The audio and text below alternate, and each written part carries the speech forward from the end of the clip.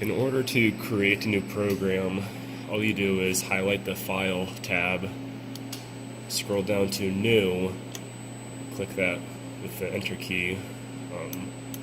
File name will be whatever the instructor tells you to put, usually your initial, and then whatever the lab is.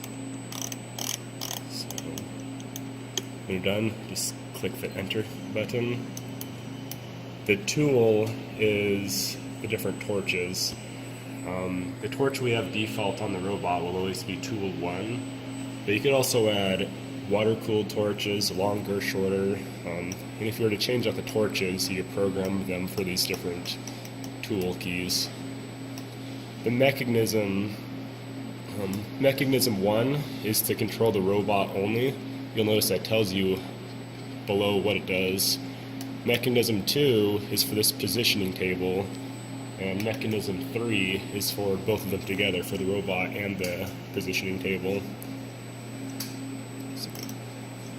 Now, the welder corresponds with different weld schedules you can set up. So to change the different weld schedules, this is just welder 1. You have to exit out of everything, go to set, and all the way down to arc welding, and then these correspond with the different welders. So for welder 1, you could hit it, and you could adjust your AC, DC, what material you're welding.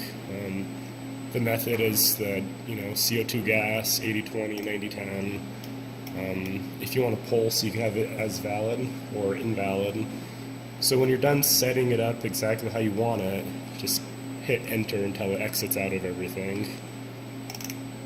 So I know that I want welder 1, so I'll keep it as welder 1. I'm only going to use the robot, so I'm going to use mechanism 1.